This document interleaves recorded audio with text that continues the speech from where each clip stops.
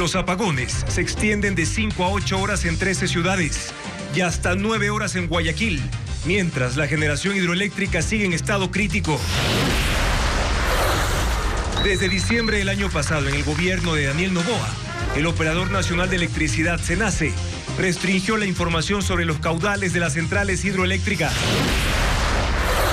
Televistazo conoció los detalles de la denuncia por sabotaje presentada por el secretario de la Administración, que señala a la exministra de Energía, Andrea Robo, y 2 exministros del correísmo por ocultar información. 70% de los negocios del país siguen trabajando pese al feriado decretado por el Ejecutivo, porque según la Cámara de Comercio de Guayaquil, cada hora de corte causa pérdidas por 20 millones de dólares. El expresidente de Seguros Sucre, Juan Rivas, reveló ante la justicia de la Florida que Carlos Pollitt también recibió sobornos por contratos de seguros. Un buque está retenido para investigaciones por el derrame de 300 galones de petróleo que deja la playa de la Libertad en alerta ambiental. Un nuevo caso denominado Jaguar. 10 policías en servicio activo y pasivo fueron detenidos porque, según la Fiscalía, conformaban una red internacional de tráfico de cocaína. El presidente de Colombia, Gustavo Petro, decretó feriado este viernes para ahorrar agua y energía debido a la grave sequía que enfrenta ese país. Televistazo estelar con Juan Carlos Aisprúa.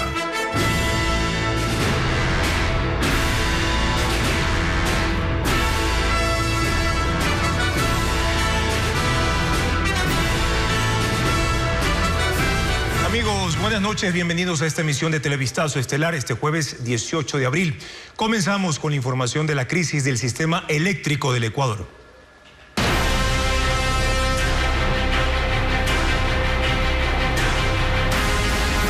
Apagones. Bienvenidos al pasado.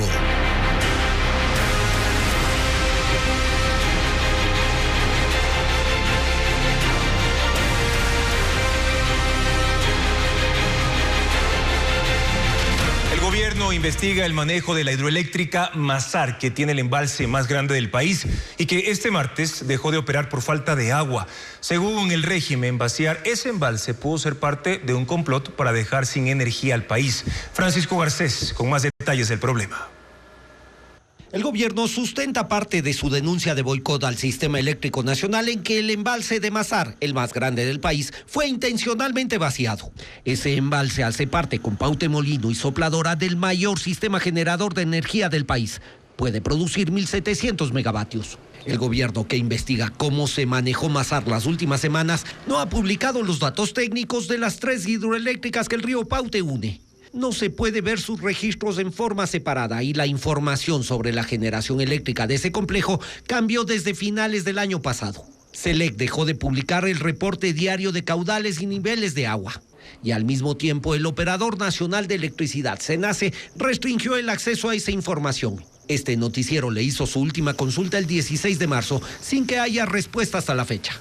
Los datos operativos diarios también fueron congelados el pasado jueves, al igual que los informes mensuales. En febrero se publicó el último.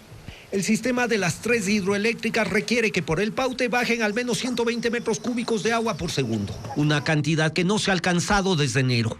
Tanto así que la semana pasada solo fueron 12 metros cúbicos por segundo. Mazar es el mayor problema por ser la primera hidroeléctrica del sistema. El embalse necesita estar a 2.115 metros sobre el nivel del mar para producir hasta 170 megavatios. Pero desde el 11 de abril, según registros de SENACE, su nivel cayó a 2.114 metros. Amalusa es el embalse de Paute Molino, la segunda y más grande del sistema, y necesita 1.978 metros sobre el nivel del mar para producir hasta 1.100 megavatios. El 11 de abril, según la misma fuente, cayó a 1.977. Llegó a bajar más, pero se ha recuperado en los últimos días y está en 1.976 metros, lo que deja suponer que recibió el agua de Mazar.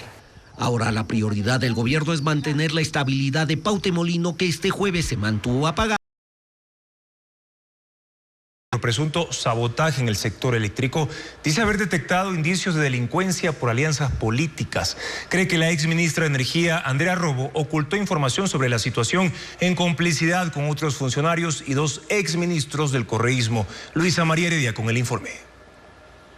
En la denuncia que el secretario de la Administración Pública, Arturo Félix, presentó en la Fiscalía a nombre del gobierno contra la exministra de Energía, Andrea Robo, narra cómo se orquestó lo que califican como un sabotaje. Señala que tras asumir la presidencia, Daniel Noboa le dispuso a la entonces ministra que asegure la continuación y distribución del suministro eléctrico, ante la posible llegada de un fenómeno del Niño particularmente grave. Pero según el documento, desde mediados de marzo, Robo ocultó de manera intencional los pronósticos de generación eléctrica y composición del mercado eléctrico nacional vistos por SENACE, que es el operador nacional de electricidad. Entre la información que ella recibió, hubo reportes de SENACE que alertaban que Coca-Cola Sinclair contaba con un embalse del 2% de su capacidad, que Paute, Sopladora y Masar tenían un embalse operativo del 0% y que el déficit energético que enfrentaría el país a partir de abril sería de entre el 20 y el 25%. La señora Robo, como ministra de Energía, habría intencionalmente suprimido y deshecho las advertencias y alertas, con la finalidad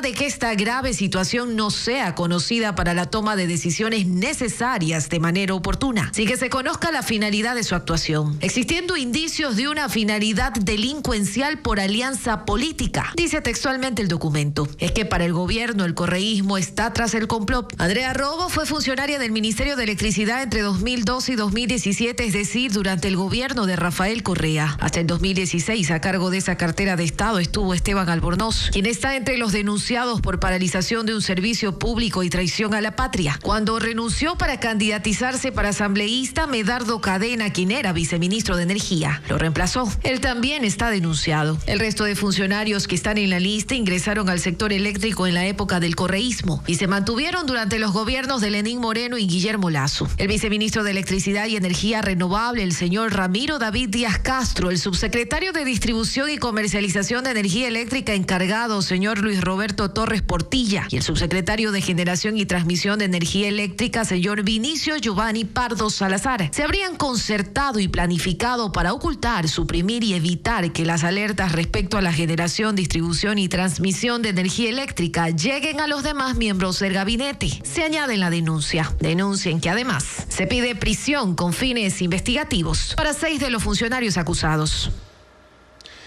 Los apagones se extienden hasta por 8 horas en 12 ciudades. En Guayaquil hay sectores donde no han tenido luz hasta por 9 horas hoy. Hasta ayer el servicio se restringía hasta por 5 horas. Diego Puente con más de este panorama. Los apagones pasaron de 5 a 8 horas diarias en 12 ciudades y en Guayaquil la suspensión se extiende hasta 9 horas. El aumento de los cortes se tomó para ahorrar energía y garantizar el proceso electoral del domingo, según el gobierno. En el resto del país, los apagones oscilan entre 2 a 6 horas. En la capital, las suspensiones del servicio serán de 8 horas. La empresa eléctrica Quito impuso 3 franjas horarias para interrumpir, por zonas, la energía. El primer turno será de 7 a 15 horas, el segundo de 10 a 18 y el tercero de 13 a 21 horas. No se limitará el servicio durante las madrugadas. Hasta el miércoles, los cortes programados no sobrepasaban las 5 horas. En Guayaquil, la CNEL incrementó las horas sin energía, en bloques por sectores que van de 0 horas a 4 horas y de 10 horas a 15 horas. En Chimborazo habrá cortes sectorizados de 8 horas para Riobamba, Guano y Penipe. Las franjas son de 0 horas a 8 horas, de 8 horas a 16 horas y de 16 horas a 0 horas. Las mismas franjas horarias se aplicarán para barrios de La Tacunga, Saquicilí, Sicchos, La Maná, Pujilí y Pangua en Cotopaxi. La Corporación Nacional de Electricidad, CNEL, que está a cargo de la distribución y comercialización de energía en la costa, tiene horarios de corte diferenciados. Hay preocupación entre los habitantes de Durán, una de las ciudades más violentas del país, por la falta de energía durante las noches y madrugadas. El Ministerio de Energía indicó que estos horarios se aplicarán durante el feriado y se extenderán hasta el sábado, antes de las votaciones por la consulta popular. La crisis energética y las decisiones radicales que adopta el gobierno generan un sinnúmero de dudas sobre la efectividad del seguimiento al trabajo de los ministros. Desde Carondelet se acusa de ocultamiento de información y falta de ejecución de disposiciones a la exministra. Pero para que ello ocurra, ¿qué es lo que tuvo que fallar? Lenín Artieda con el análisis. Crisis energética que reventó esta semana genera un sinnúmero de interrogantes en la opinión pública. A saber, el gobierno inició su gestión en medio de apagones. Hubo diagnósticos y reconocimiento de las acciones a tomar para hacerle frente al problema. ¿Se lo hizo? La respuesta es no. No se apuró el mantenimiento de las termoeléctricas, no se contrató la generación adicional que se requiere, no se desarrolló un plan de ahorro. La pregunta es ¿por qué? Pero no es la única interrogante, porque resulta que el gobierno señala que el domingo fueron alertados de la situación crítica en las hidroeléctricas, y esto plantea nuevas dudas. ¿Realmente es tan sencillo ocultarle al presidente información sobre las vulnerabilidades de los sectores estratégicos? Si la respuesta fuera que sí, la otra pregunta sería, ¿nadie está entonces encargado de darle un seguimiento exhaustivo a los temas urgentes del país? De esto devienen nuevas dudas, porque se había advertido que el recurso hídrico en los embalses no estaba en los niveles adecuados, porque se había advertido que Colombia no iba a sacrificar su abastecimiento interno para venderle energía al Ecuador. Entonces, ¿no había una célula interministerial midiendo minuto a minuto la realidad del sector eléctrico y el avance de las acciones dispuestas para hacerle frente a la crisis? Además, ¿la crisis pudo realmente ser gestada por una sola persona o por 22 sin que nadie lo advierta, sin que nadie lo impida? Si hubo omisiones de la exministra de Energía, ¿por qué nadie lo advirtió si mensualmente se ha dicho se evalúan con KPIs, es decir, con indicadores claves de rendimiento a los miembros del gabinete? ¿Qué hace el secretario de la Administración Pública? ¿No se supone que es quien lleva el control del cumplimiento de la hoja de ruta de los ministros? Lo cierto es que el gobierno tuvo casi 5 meses para gestionar algunas acciones y no se cumplieron. Hoy se culpa a medio Ministerio de Energía, incluida la exministra, de quien se recuerda que no tiene estudios en esa materia, pero ¿por qué lo que hoy se critica no se lo observó a la hora de nombrarla? ¿Y de verdad la ministra Robo se mandaba sola? Al final resulta evidente que hay una cadena política de fallos gracias al cual nadie en Carondelet se dio cuenta de que el país estaba al filo del abismo hasta que sintieron el vértigo de la caída. Para conocer los horarios de los cortes de electricidad en todas las provincias, pueden ingresar mediante el código QR que aparece en la pantalla al sitio web ecuavisa.com. Allí también encuentran todas las noticias relacionadas con la situación energética en el Ecuador. Y el presidente de Colombia, Gustavo Petro, anuncia feriado este viernes para propiciar el ahorro de energía.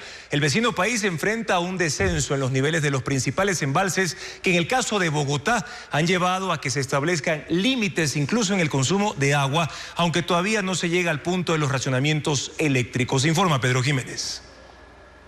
Colombia experimenta falta de lluvias desde junio del año pasado, una situación agravada ahora por efectos de la sequía, que es como se manifiesta el fenómeno del Niño en ese país. El nivel de los embalses ha disminuido de manera que la ciudad de Bogotá, por ejemplo, tiene desde hace una semana racionamientos de agua potable de hasta un día entero a la vez en cada una de las 9 zonas en las que ha sido dividida.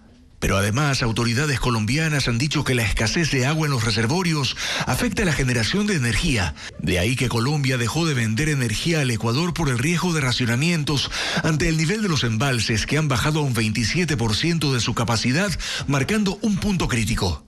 Y en ese sentido, el presidente Gustavo Petro anunció un cese de actividades para el viernes, en principio para el sector público, aunque busca que también se una el sector privado. Un día cívico para que la gente no utilice la energía eléctrica al máximo posible, podamos guardar una energía que necesitamos en los próximos días.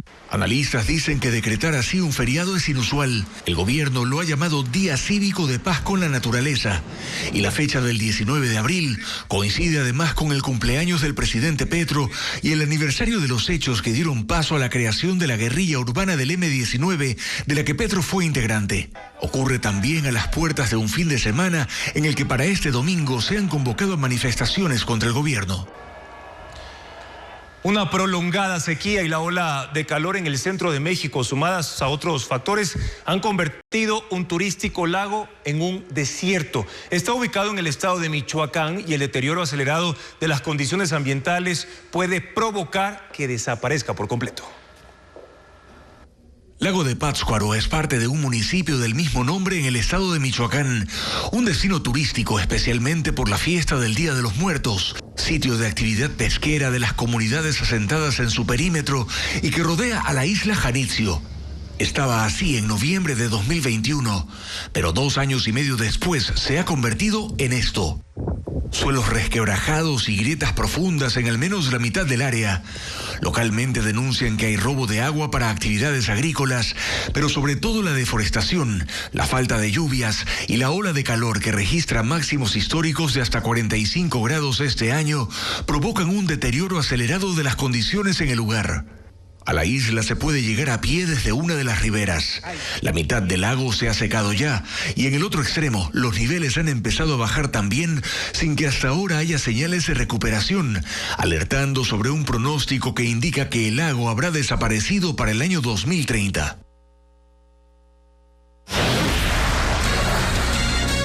¿Cómo concluyó la campaña electoral para la Consulta Popular 2024? Este domingo 21 de abril, 13.654.000 ecuatorianos deberán acudir a las urnas para decidir sobre 11 preguntas de referéndum y consulta popular 2024.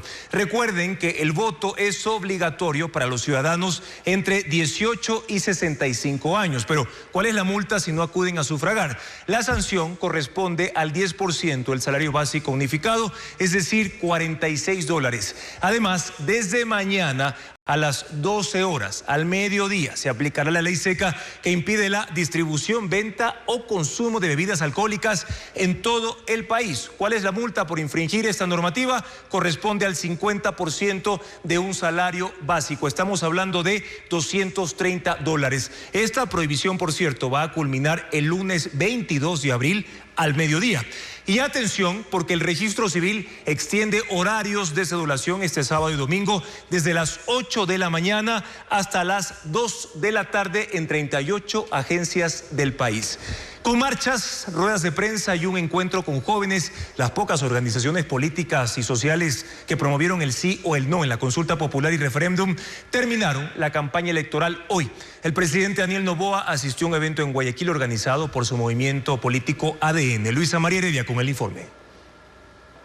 Este jueves es el último día de una corta y atípica campaña. Las 11 agrupaciones políticas y sociales que se inscribieron en el Consejo Nacional Electoral para, en un lapso de 12 días, promover el respaldo o rechazo a las preguntas de la consulta popular y referéndum, tuvieron pocas actividades en territorio. Durante las últimas horas, únicamente la Unión Nacional de Educadores, el Partido Unidad Popular y el Frente Unitario de Trabajadores organizaron marchas en contra de las preguntas D y E, es decir, el rechazo al arbitraje internacional y el trabajo por horas, que han sido las más polémicas. En Cuenca lograron mayor concurrencia. El movimiento Pachacutic se conformó con dar una rueda de prensa en Guayaquil. Sus dirigentes expusieron la postura por el no en las 11 preguntas que impulsa la organización. Por el sí, en cambio, el movimiento más activo fue el oficialista, Acción Democrática Nacional ADN, que pese a no tener personería jurídica y por tanto tampoco estar inscrito para la campaña, fue el que más cantones visitó.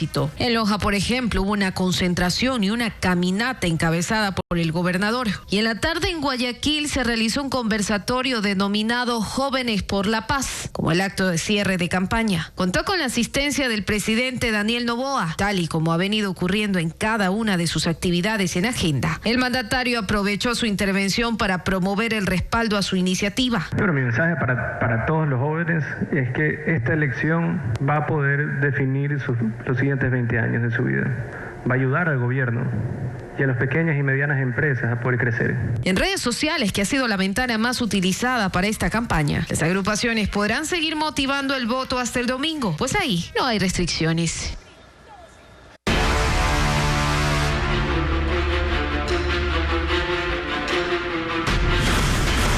Poli en el banquillo. El ex Expresidente de Seguros Sucre, Juan Rivas Domenech, confirmó en el juicio a Carlos Polit que sí se reunió con el ex contralor y Pedro Solínez para la restitución de contratos a un empresario de seguros y reaseguros. Rivas también reveló que Polit le pidió reasegurar Coca-Cola Sinclair con una empresa de la que recibió un soborno. Fabiola Santana con más revelaciones.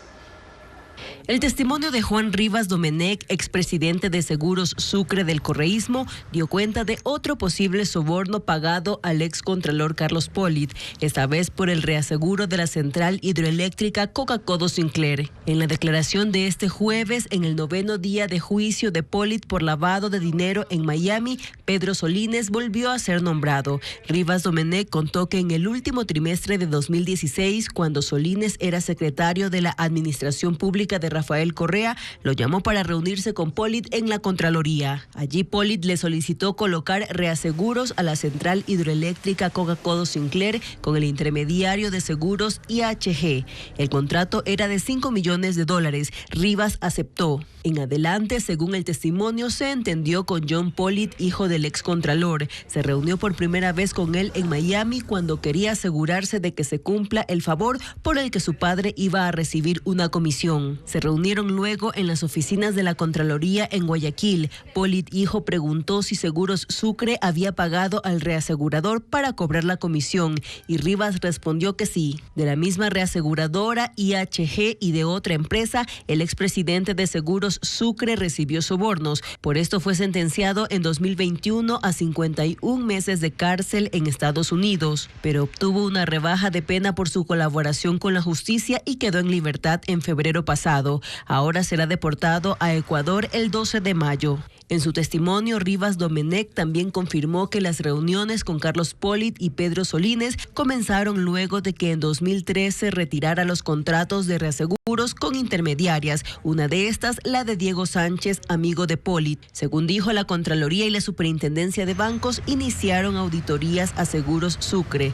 Entonces, Solínez había salido de la superintendencia para asumir la Secretaría de la Administración de Correa y el nuevo superintendente le recomendó reunirse con Sánchez para arreglar las cosas. En su casa, Solínez le recomendó lo mismo. Así lo hizo y Sánchez le ofreció resolver sus problemas con la Super de Bancos y la Contraloría a cambio de recuperar sus contratos y tener nuevos como intermediario. Rivas contó que le devolvió los contratos y de inmediato se resolvieron las auditorías. Diego Sánchez testificó un día antes y dijo que pagó $760,000 en sobornos a Polit y a Solínez por su gestión con Rivas. Solínez, actual alcalde de Milagro, lo negó en su cuenta X. Él será testigo de Polit en este juicio en Miami.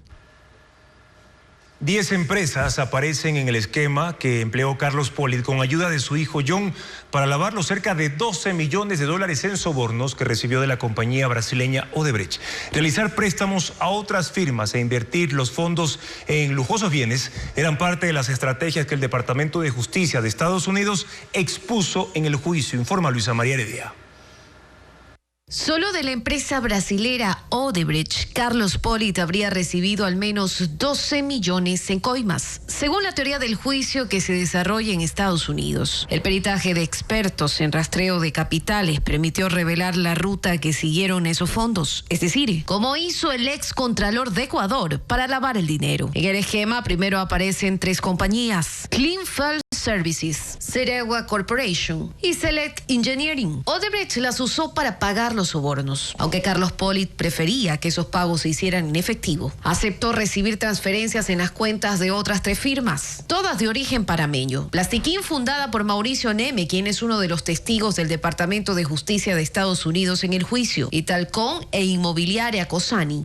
Cleanfield Services le transfirió $700,000 a Plastiquín y $1 millón a Cosani. Ceregua Corporation, en cambio, le transfirió $500,000 a Cosani y $648,000 a Italcón. En tanto que Select Engineering le transfirió $1.296.000 a Italcón. En estas empresas, según los testimonios expuestos en la Corte de Florida hasta el momento, creían que el dinero provenía de préstamos de otra compañía, Venture Overseas, que está en el centro del esquema de corrupción y fue creada en 2000 2011 por la familia política del hijo del ex contralor John Pollitt. Lo que realmente recibían eran las transferencias de las compañías vinculadas a Odebrecht. Las firmas devolvieron parte de los supuestos préstamos a una cuenta de Venture Overseas. Plastiquín le transfirió $367.541, Cosani $1.500.000 e Italcon $1.944.000. Pero ese dinero no se quedó ahí, pasó a cuentas de otras dos empresas. Tomás Kuchera, que es la empresa que compró un edificio de oficinas en Miami, e Invecom, la compañía que pagó la remodelación de una lujosa casa en Los Pinos de propiedad del hijo del ex contralor. Además, $300.000 que son parte de otro soborno que pagó Diego Sánchez a los Pollitt y que se enmarca en otra trama de corrupción que investigó Estados Unidos, la de Seguros Sucre. También se usó para readecuar esa mansión.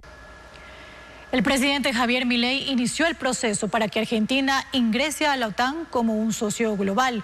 La solicitud formal fue entregada en el cuartel general en Bruselas este jueves por el ministro de Defensa Luis Petri. Además de sus 32 miembros, la OTAN mantiene relaciones con más de 40 países y organizaciones internacionales con el fin de fortalecer la seguridad fuera del territorio del bloque. A este estatus aspira Argentina para además elevar sus capacidades militares. De ser incluido, sería el segundo país sudamericano, después de Colombia, en ser un socio de la alianza. Venezuela suspende el acuerdo para recibir migrantes deportados desde los Estados Unidos. Ocurre tras la reimposición de sanciones contra el petróleo venezolano ante la negativa del régimen de Maduro de permitir la libre participación de opositores en las próximas presidenciales. Iliana Suárez con los detalles. Estados Unidos y Venezuela acordaron desde octubre del año pasado un plan para el retorno de migrantes ilegales, según el cual quien cruce la frontera por la vía irregular y quienes no demuestren que tienen una base legal para permanecer en ese país son detenidos, procesados y expulsados en vuelos directos. Pero ahora que la administración de Biden ha reimpuesto sanciones al petróleo y al gas de Venezuela, el gobierno de Maduro ha cerrado la posibilidad a que le envíen más deportados. Maduro había aceptado recibirlos como parte de un acuerdo más amplio, que además contemplaba el alivio de sanciones al sector energético. En contraparte, Maduro debía abrir la puerta a la participación sin condiciones de candidatos de la oposición. Pero la líder María Corina Machado, la aspirante con mayores posibilidades de triunfo, fue inhabilitada por 15 años. Estados Unidos acusa a Venezuela de incumplir los acuerdos electorales para la promoción de derechos políticos y restituyó las sanciones. Ahora la reacción venezolana respecto de los migrantes indocumentados los deja en condiciones de permanecer detenidos indefinidamente en los Estados Unidos. 400 toneladas de ayuda humanitaria han empezado a entrar a la Franja de Gaza desde un paso habilitado y controlado por Israel en el norte de la zona de conflicto. Decenas de camiones cruzan por ahí desde la noche con suministros destinados a centros de ayuda donde se atiende a miles de familias desplazadas por la guerra. Muchos han regresado a ciudades que quedaron destruidas después del paso de las tropas de Israel y que ahora apuntan hacia el sur. Según las fuerzas de defensa de Israel, la ciudad de Rafah será el próximo blanco de una incursión militar en contra de objetivos que, aseguran, facilitan la actividad terrorista de milicianos del grupo Hamas. Comienza en India el llamado Festival de la Democracia. Son las elecciones más concurridas del mundo. El proceso se divide en 7 fases desde mañana hasta el 1 de junio. Están llamadas a votar 960 millones de personas que elegirán a 545 miembros del Parlamento y decidirán si conceden al primer ministro Narendra Modi un tercer mandato consecutivo. De ser así, se prorrogarían los 10 años de gobierno de su partido, cuya administración ha hecho de la economía india una de las que más rápido crece a escala global y ha puesto al país cerca de convertirlo en una superpotencia. Severas inundaciones por lluvias torrenciales se reportan en Margate, ciudad en el este de Sudáfrica. Los servicios de emergencia confirman que 5 personas han muerto y otras 10 están desaparecidas, mientras siguen con las labores de búsqueda y rescate. Las advertencias meteorológicas llegaron tarde, pues las carreteras ya se habían convertido en ríos caudalosos, arrancando árboles, dañando viviendas y negocios. Los daños se extienden a la infraestructura del sistema energético, de agua y telecomunicaciones. El gobierno ha declarado emergencia en esa región. Estados Unidos entregará más recursos económicos al Ecuador para fortalecer al sistema judicial y a la fuerza pública en la lucha contra el crimen organizado transnacional. 10 millones de dólares serán destinados a proyectos considerados urgentes. Paul Romero con el informe. Estados Unidos destinó 10 millones de dólares adicionales al programa de cooperación para la lucha contra el narcotráfico, crimen organizado transnacional y fortalecimiento del sistema judicial del Ecuador. Este jueves se firmó la carta de intención entre la canciller Gabriela Sommerfeld y el encargado de negocios de la Embajada de Estados Unidos, Lawrence Petroni. Esta contribución había sido ofrecida por el gobierno de Estados Unidos cuando en marzo pasado importantes funcionarios de la Casa Blanca visitaron al país para priorizar los proyectos de asistencia inmediata. Hoy subrayamos la fuerza de nuestra relación bilateral y nuestro compromiso inquebrantable de apoyar a las instituciones ecuatorianas en su lucha contra el narcotráfico, la corrupción, el lavado de dinero y otros crímenes transnacionales que amenazan la seguridad de nuestro hemisferio. Los 10 millones de dólares serán destinados a la adquisición, uso y empleo de equipos tecnológicos, capacitación y entrenamiento de funcionarios de 7 instituciones públicas: Fuerzas Armadas, Policía, Fiscalía, Consejo de la Judicatura, Unidad de Análisis Financiero y Económico, Corte Nacional de Justicia. Algunos programas de cooperación con Estados Unidos están en ejecución para mejorar la seguridad de los policías y militares. Hasta el momento han entregado 20.000 chalecos balísticos, trajes antiexplosivos, unidades móviles para control fronterizo, entre otros equipos. Existe el compromiso para fortalecer la capacidad operativa de las Fuerzas Armadas con una inversión de 3.000 millones de dólares en 7 años. Este acuerdo fue firmado por el gobierno de Guillermo Lasso en 2022.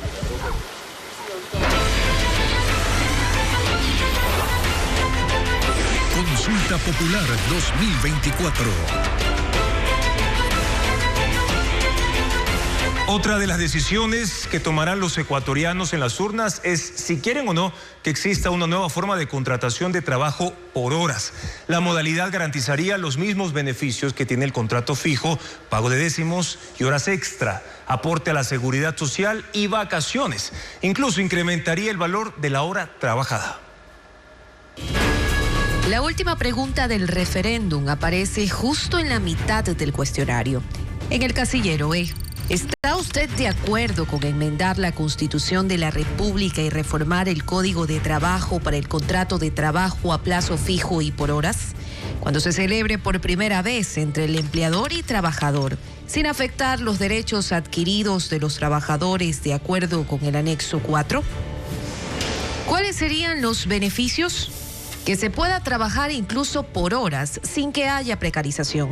Según el gobierno, el costo de la hora incluirá todos los beneficios de ley y dependerá de los salarios en cada sector.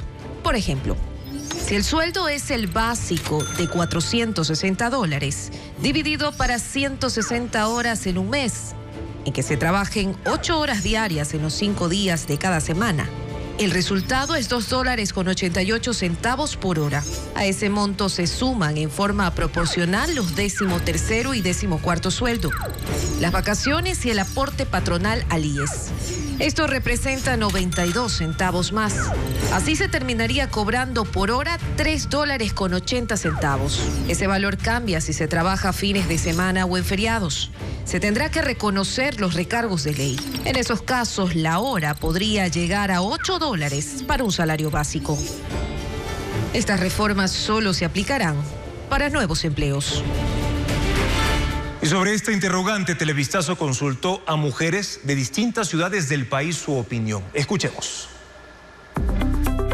Hay muchas personas que trabajan pero no tienen prestaciones, no tienen seguridad social, y creo que es una buena oportunidad que el gobierno da en esta ocasión, siempre y cuando se respete todas las prestaciones para los trabajadores. No los pagan un sueldo completo, y tras que no los pagan el seguro, pero lo van a pagar las horas completamente. No, yo no estoy de acuerdo en eso. Y esta pudiera ser una ventana, una estrategia para las personas que pueden irse vinculando de algún modo con el amparo legal a diversos empleos. Yo soy estudiante universitario, entonces me sirven las horas extras en la tarde o en los fines de semana. Además aporto en mis estudios hasta yo poderme graduar y conseguir mi título universitario. Eso va a ayudar a muchas madres que puedan trabajar por horas y dedicarle tiempo a sus hijos. Y a nivel de los estudiantes universitarios también, que puedan trabajar y tener un ingreso más para ayudarse económicamente a sus estudios. Aquí no se puede ganar esos centavos que tal vez permitan trabajar a las personas 2 o 3 horas, no, eso está súper mal. Si vamos por los contratos solo por hora, ya no sería el sueldo básico, sería ya una remuneración bien baja, entonces eso es lo que nos llegaría a dificultar a nosotros. Restringe muchos beneficios, no permitirá al trabajador tener un salario digno para que viva en mejores condiciones. Debido a la realidad que vive Ecuador, muchos jóvenes o solo trabajan o solo estudian. Considero que esto es una oportunidad para muchos. Consulta Popular 2024, domingo 21 de abril. Ecuavisa desplegará su equipo periodístico en una cobertura especial con los hechos relevantes de la jornada electoral. Emisiones especiales desde las 6:30 de la mañana. En una transmisión con un amplio despliegue informativo y tecnológico. Información continua también en ecuavisa.com. Ecuavisa, el canal de las elecciones.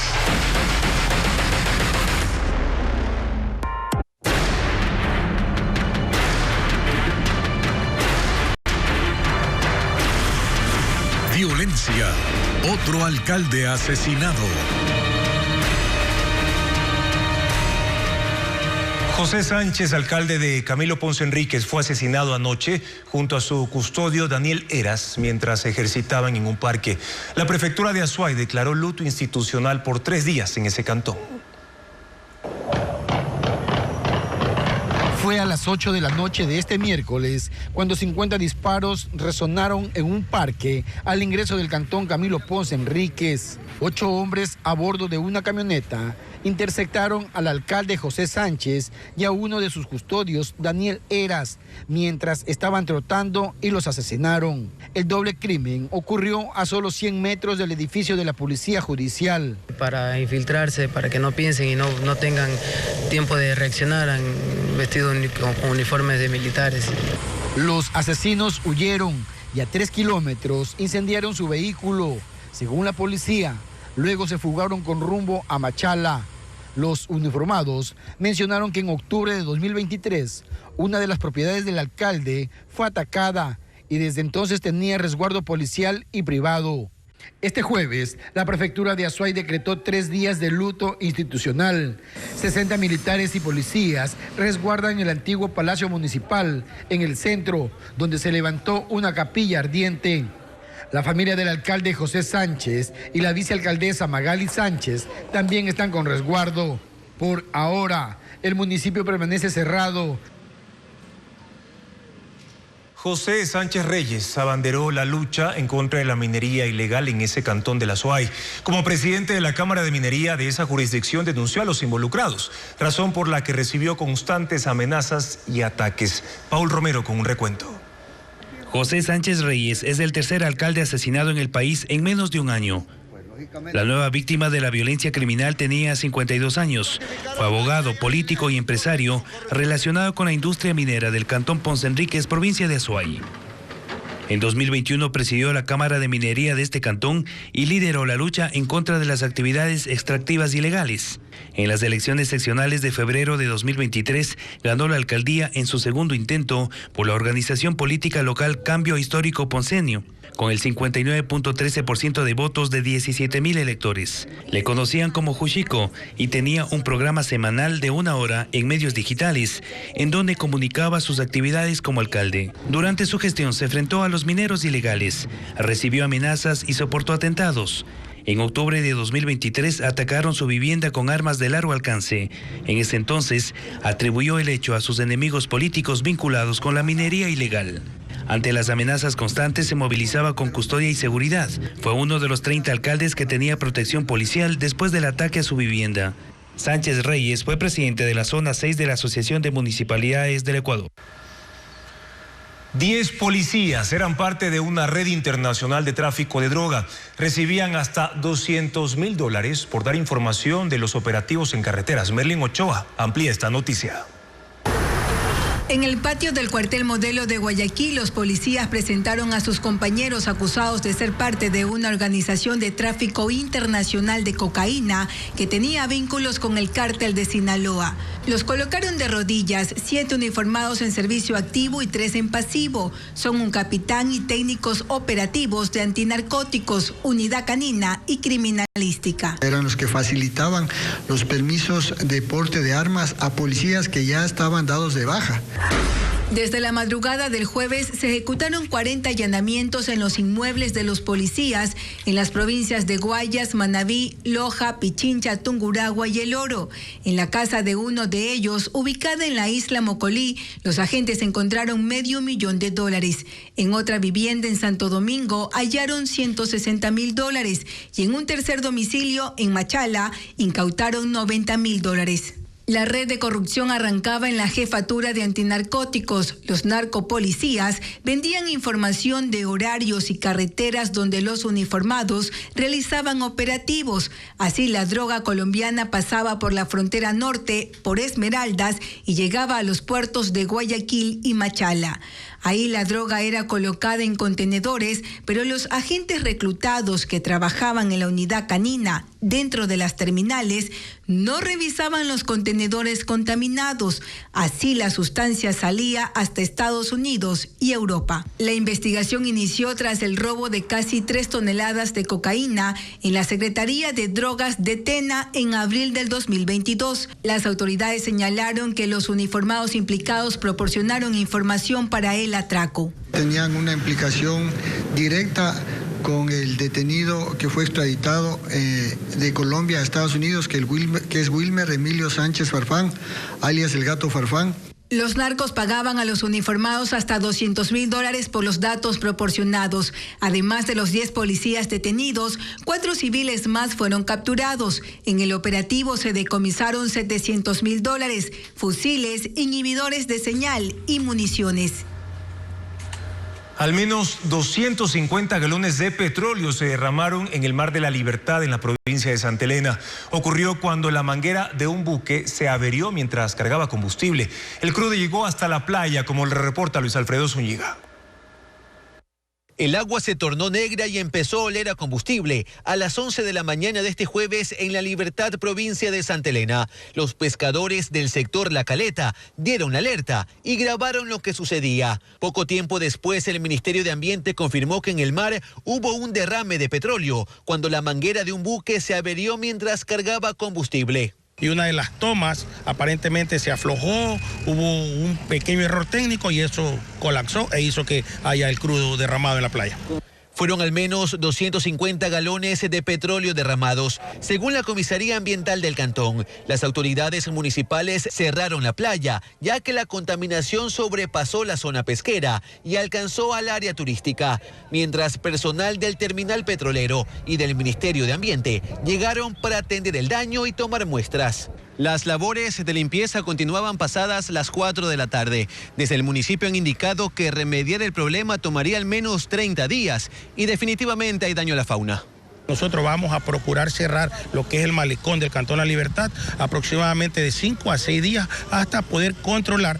Va a depender mucho de cómo vaya evolucionando, de cómo vayamos limpiando la playa para que esto quede como tenía que quedar anteriormente. Las especies afectadas por el derrame aparecerán en 48 horas. Se usó maquinaria pesada, barreras flotantes y paños absorbentes en el área crítica, mientras en la zona turística se recogía en sacos la arena con el carburante. La Capitanía del Puerto de Salinas señaló que el buque tanquero María del Carmen 6 deberá permanecer atracado en el puerto hasta que se solucione el daño y ya se abrió un expediente para confirmar las causas, medidas de remediación y posibles sanciones.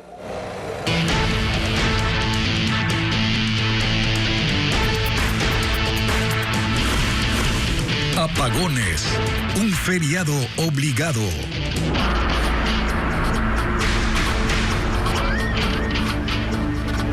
Grietas en la tierra evidencian la sequía en los 32 kilómetros que componen el embalse Mazar en Azuay y que alimenta de agua a 3 hidroeléctricas. Una ya dejó de funcionar. Diego Cuenca explica la gravedad de este fenómeno y sus consecuencias. El embalse de Mazar tiene una extensión de 32 kilómetros y está tan seco que se puede caminar. Así lo hacen los habitantes de la parroquia Palmas del cantón Sevilla de Oro en Azuay. Ellos aseguran ser testigos de un fenómeno inusual, porque donde había agua ahora solo quedan grietas. A inicios de marzo aún se podía pasear en bote como parte del turismo comunitario que impulsan 12 familias de la zona, pero a finales de ese mes tuvieron que suspender esa actividad. Los moradores quedaron sin agua, sin trabajo y ahora sin electricidad. Según la Corporación Eléctrica del Ecuador, CELEC, el 23 y 27 de marzo evacuaron de manera controlada el agua de la hidroeléctrica Paute Mazar, con la intención de llenar el embalse Amalusa, que alimenta a la central Paute Molino, porque en esa fecha los niveles de agua disminuyeron 3 metros por día, afectando las operaciones de las 3 hidroeléctricas del Austro. Mazar quedó sin los niveles de agua mínimos para operar y desde el domingo dejó de generar energía para el país. A veces se requiere recuperar el nivel del embalse de Amalusa y se tiene que, a través de las compuestas de desagüe de fondo, pues hacer un caudal o mandar un caudal adecuado para compensar de alguna forma el nivel de Amalusa. Televistazo visitó la central Paute Mazar, que por primera vez en 11 años se enfrenta a esta crítica situación. Con su paralización, el país deja de recibir 170 megavatios por hora. Las autoridades estiman que necesitan entre 15 y 20 días de lluvias continuas para empezar a salir de la crisis que derivó en los cortes de energía que hoy soporta el país. Ante los cortes de luz, los comerciantes tienen 2 opciones para emitir facturas. El Servicio de Rentas Internas cruza la información con los bancos para evitar la evasión de impuestos, informa Adriana Bermeo. Por culpa de los apagones, los comerciantes vuelven a la facturación física. El SRI recordó que en caso fortuito o de fuerza mayor, como lo son los cortes de luz, los contribuyentes deben emitir facturas físicas. En este caso, no se puede entregar cualquier nota de venta. Deben tener números de registro y ser autorizadas por el SRI. Este comprobante, cuando yo ya tenga luz, lo que hago es registrar en la contabilidad, pero es válido para efectos tributarios. Las facturas físicas solo serán válidas mientras no superen el 1% de la facturación del año anterior.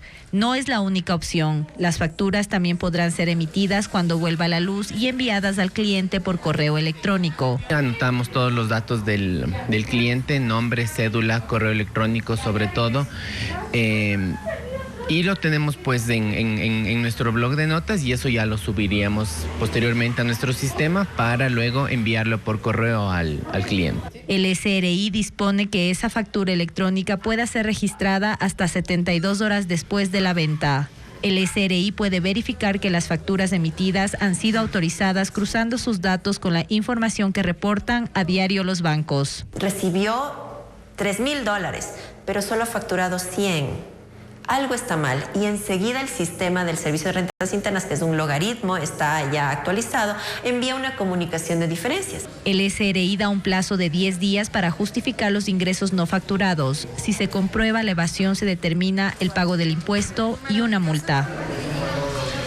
Para conocer más de los horarios de los cortes de electricidad en todas las provincias, pueden ingresar al código QR que aparece en la parte inferior de sus pantallas y los lleva al sitio ecuavisa.com. Allí también encuentran todas las noticias y la información relacionada con la situación energética en Ecuador. Parques y centros comerciales concentraron a muchas personas durante el primer día de feriado por la crisis eléctrica.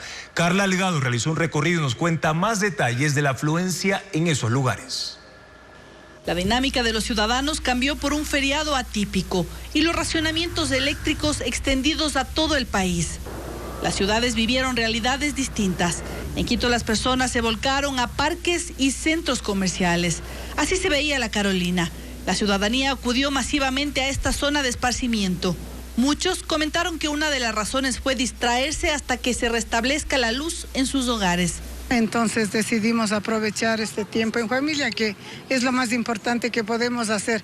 Lo mismo ocurrió en los centros comerciales, sitios en donde la energía eléctrica estuvo garantizada y a donde llegaron trabajadores y estudiantes para conectarse a Internet. Otros aprovecharon el asueto para hacer compras. En Guayaquil la visita a los centros comerciales también fue masiva. El movimiento de compradores fue fluido. Las calles estuvieron congestionadas en horas de la mañana. La ciudad de Tena, en la provincia de Napo, en cambio, lució desolada. Los comercios cerrados y los pocos negocios que atendieron reportaron pérdidas. Económicamente nos afecta más o menos un 80% de economía aquí, porque nosotros no vendemos nada. En Ibarra, pese a que hubo congestión vehicular porque la gente salió, los comerciantes aseguraron que las ventas fueron irregulares. Según el Comité Empresarial Ecuatoriano, el 70% de las compañías del país se mantuvieron activas este jueves, pese a las restricciones de servicio eléctrico. Además, varios servicios funcionaron con normalidad, como lo informa Vanessa Robles. El feriado no impidió que los 25 trabajadores de esta planta de fabricación de hielo dejen de laborar. Lo hacen con horarios de trabajo que se reajustaron acorde a los cortes de energía eléctrica de su sector, Mapasingue, en el norte de Guayaquil. Nosotros necesitamos abastecer a nuestros clientes, que son las camaroneras como tal. En la avenida Juan Tancamarengo, empresas de repuestos automotrices, llantas y baterías también estarán abiertas hasta el sábado, al igual que las distribuidoras farmacéuticas en el centro e importadoras de acero y metal. Estamos abasteciéndonos con 3 generadores que funcionan con combustible, así es. A esta lista se suman las clínicas y hospitales.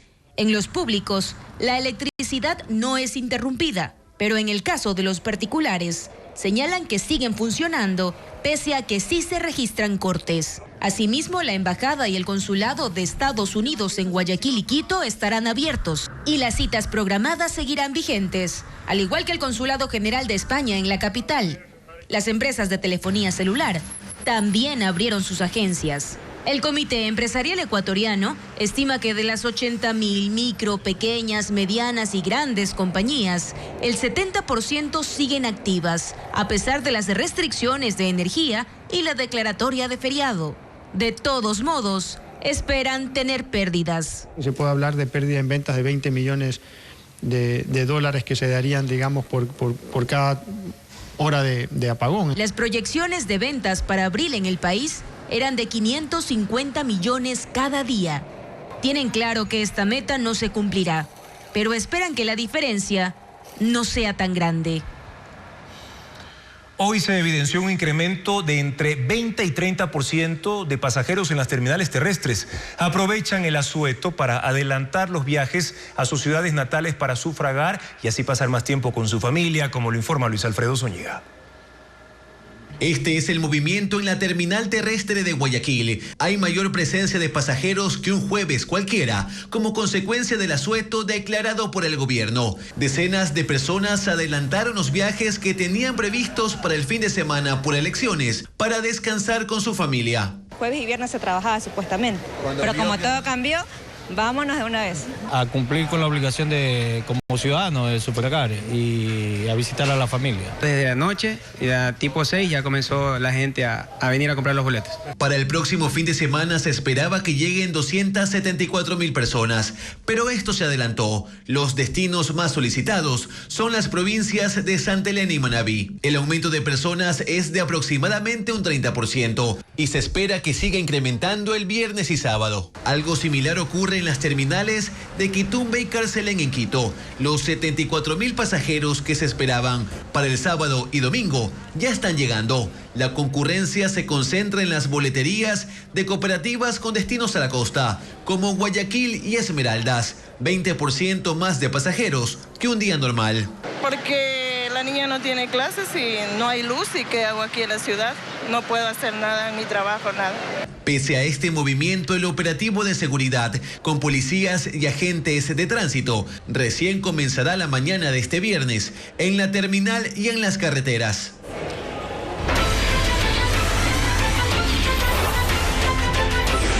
Consulta Popular 2024. Con el voto en las cárceles, la mañana de este jueves arrancó el proceso electoral de la consulta popular y referéndum. Además, la distribución de material electoral concluyó en 23 de las 24 provincias, informa Adriana Bermeo. La consulta popular y referéndum arrancó con el voto de 5.338 presos sin sentencia ejecutoriada. Hubo 61 juntas en 41 cárceles de 20 provincias. El proceso duró aproximadamente 3 horas y una vez concluyó, las papeletas fueron trasladadas a las delegaciones provinciales para contabilizar los votos el domingo. La distribución de material electoral concluyó en Chimborazo, Bolívar, Tungurahua y Cotopaxi. Con esto, 23 provincias y las circunscripciones del exterior tienen los kits electorales. Está pendiente la entrega de los paquetes en Pichincha, que se completará durante viernes y sábado. 1.500 militares reservistas se encargan de la seguridad, como en Esmeraldas, donde custodian el material electoral. También se ha dispuesto a reforzar la vigilancia en 24 de los 233 recintos de la provincia, una de las más afectadas por la actuación de los grupos del crimen organizado.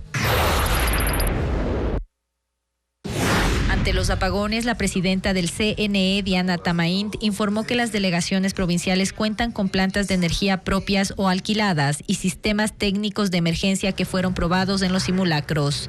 Las autoridades electorales garantizan que no se interrumpirá el escaneo de actas ni el ingreso de datos al sistema de conteo de votos. A la medianoche de este jueves termina el periodo para hacer campaña electoral. La consulta popular contiene varias preguntas que tocan directamente el rol de las Fuerzas Armadas. Una de ellas plantea la posibilidad de que los militares ejerzan un control de armas permanente, no ocasional, en los alrededores de los centros penitenciarios. En la parte gris, en el casillero F, se encuentra esta pregunta. ¿Está usted de acuerdo con que las Fuerzas Armadas realicen control de armas, municiones, explosivos y accesorios permanentemente en las rutas, caminos, vías y corredores autorizados para el ingreso a los centros de rehabilitación social? A primera vista puede parecer que esto no implica ningún cambio, porque en este momento, sin la consulta, ya los militares pueden hacer el control de armas afuera de los centros penitenciarios en cualquier momento. Y los faculta el artículo 26 de la ley que regula el uso legítimo de la fuerza. Entonces, ¿cuál sería el cambio? El cambio está en esta palabra: permanentemente. Si la pregunta se aprueba, el control de los militares en las cárceles y alrededor de ellas tendría que ser permanente, y no solo en determinadas ocasiones o cuando la situación lo amerite, como ocurre ahora. Esta pregunta en particular no tiene anexos ni más detalles. Es apenas una precisión que, de ser aprobada, sumaría una nueva obligación rutinaria a las tareas que todos los días realizan las Fuerzas Armadas del Ecuador. En una sentencia de primera instancia, el movimiento político Construye fue sancionado con la cancelación del registro electoral. La dirigencia apelará esa decisión que por ahora lo deja fuera de las próximas elecciones presidenciales y legislativas. El Tribunal Contencioso Electoral ordenó cancelar el registro del movimiento Construye Lista 25. Con esa resolución, esa organización política está inhabilitada para participar en nuevos comicios. El juez electoral, Ángel Torres Maldonado, indicó este jueves que Construye incurrió en una infracción electoral. La denuncia fue presentada por la presidenta del Consejo Nacional Electoral, Diana Tamaint. Ella aseguró que Construye no presentó el informe económico del 2022 en el tiempo establecido. Tampoco lo hizo cuando se extendió un plazo adicional de 15 días. Construye acepta que hubo un retraso en la entrega de la documentación, pero que sí presentó el informe económico de su ejercicio anual. El retraso en la presentación de un informe, además en cero, no puede y nunca ha sido un motivo de cancelación de un movimiento. Romo aclaró que Construye nunca ha recibido recursos públicos del fondo partidario o de promoción electoral. En un comunicado, la organización aseguró que esta decisión es política y apuntó como responsable al presidente Daniel Noboa. En ese juego de distracciones quiere sacarnos de la papeleta electoral 2025 porque Construye es una organización de crecimiento sostenido. Construye se considera una organización de oposición al gobierno. Es la tercera fuerza política del país y en las últimas elecciones quedó en tercer lugar con un binomio presidencial improvisado luego del asesinato de su candidato Fernando Villavicencio. El presidente Daniel Noboa, el día 4 de enero de este año, en declaraciones en Radio Sucre, sugirió que el movimiento Construye debía desaparecer. El pedido del Consejo Nacional Electoral dirigido al contencioso salió 20 días después de esa entrevista. La decisión del juez también incluye una sanción económica para el representante de Construye, Iván González Vázquez, de 35 salarios básicos, es decir, $16,100. La organización apelará a la decisión del juez Torres en los próximos 3 días. El servicio de pago móvil o billetera digital de Apple Pay ya funciona en Ecuador. En el mundo son 507 millones de usuarios. ¿Qué beneficios tiene este servicio? Valeria Navarro con los detalles. Ecuador se suma a los 11 países de Latinoamérica y el Caribe que disponen de la billetera digital o servicio de pago móvil de Apple. En el mundo son 507 millones de usuarios. Apple Pay es gratuito y funciona en otros países desde el 2014. Para realizar un pago no se necesita dinero en efectivo o tarjetas físicas. Solo se debe presentar el teléfono o el reloj de Apple en los locales comerciales. Los datos de una tarjeta de crédito o débito se introducen en la aplicación que se puede descargar en el dispositivo electrónico. Uno de los beneficios de este servicio es la seguridad. El pago solo se habilita con la identificación del rostro del dueño del dispositivo o la huella dactilar. Este mecanismo de pago es utilizado en el transporte público de Estados Unidos, Europa y Asia. En Ecuador, el 65% de pagos se realizan por medios inalámbricos. Con esta base, Apple Pay llega a expandir las formas de pagos digitales. 2 instituciones financieras trabajarán con este servicio. En el país también está habilitada la billetera digital de Google con 4 bancos y PayPal. Los bancos y cooperativas de ahorro y crédito y sus cajeros automáticos funcionarán con total normalidad mañana viernes. Además, las áreas de emergencia, consulta externa y cirugías programadas sí funcionarán con normalidad en los hospitales y dispensarios del IES, mientras que en la red de salud pública las cirugías y consulta externa serán reprogramadas. Gracias por su sintonía y confianza de siempre, amigos. Mañana en Contacto Directo estarán Francisco Rocha, analista político, para analizar la denuncia de sabotaje energético hecha por el Ejecutivo y difunda ampliamente, pero que curiosamente ha sido declarada reservada. También estará el académico Santiago Basabe para poner en perspectiva la situación que vive el país. ¿Qué se viene tras la consulta de este domingo? Sigan las noticias a toda hora en ecuavisa.com. Información verificada siempre con el sello de Televistazo. Buenas noches.